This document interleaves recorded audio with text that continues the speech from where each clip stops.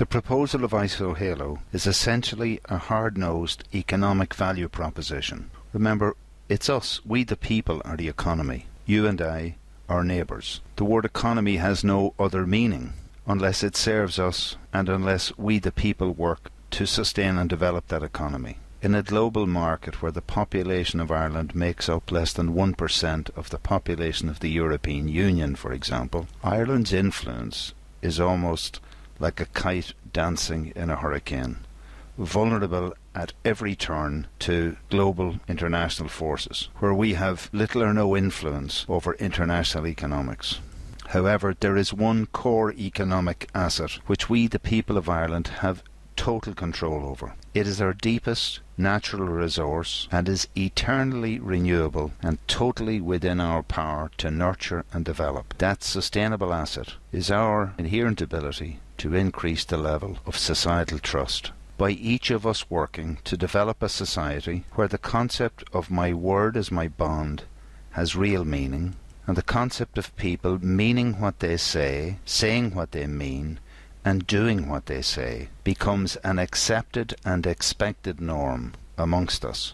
This will eliminate so much of the financial cost of mistrust and replace them with social cohesion, which in itself will impact greatly on our quality of life, our sense of personal security, our ability to work together and create fast, agile, responsive workforces. A high-trust society which will release monies which were hitherto wasted on insurance, tribunals, on over-regulation, on cumbersome complaint systems, on criminality, on juvenile delinquency, increasing family problems, rising mental health costs, and leveraging those resources into increasing the quality of public services and looking after our neighbours, and by the definition of the theory of reciprocity, ourselves also. Mahatma Gandhi, who singularly drove enormous change in a country of hundreds of millions, exhorted his fellow country people by saying, "Be the change you want to see in the world." In other words, by taking action as an individual, and as individuals, we by definition change the world. By each individual taking the single action of demanding that candidates in the general election seeking their vote commit by signing up the ISOHalo form to abiding by the 7 Nolan principles of public service, namely integrity, selflessness, objectivity, honesty, accountability, leadership, and openness. It is said that the journey of 1,000 miles begins with just one step, but this is a critical first step, which you can take by downloading and demanding the signatures on this form.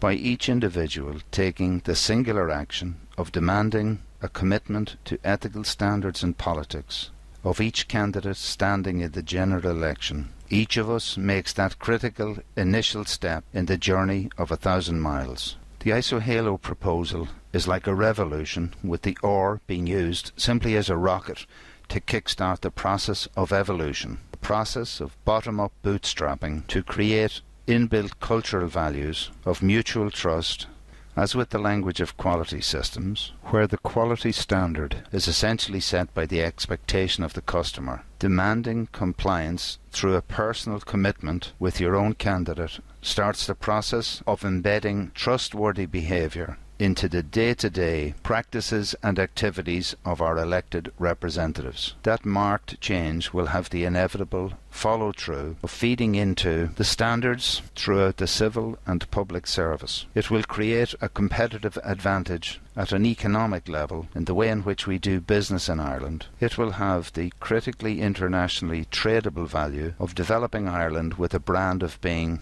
a trustworthy, reliable, agile country with a reputation for delivering reliable and sustainable business. Creating a high-trust society will make Ireland an attractive proposition for sustainable business to relocate here. It will make Ireland an attractive location to encourage tourists with a feeling of security and a sense of getting a fair deal. A place where many of our emigrants who have been forced to leave our shores feel like returning Furthermore, the tens of millions of the Irish diaspora will be proud to be associated with a country with high trust values. Essentially, a high trust society will be a low cost society, with the elimination of the high unnecessary and wasted costs brought about by mistrust, and will bring to all of us a significant tax dividend and a quality of life index improvement.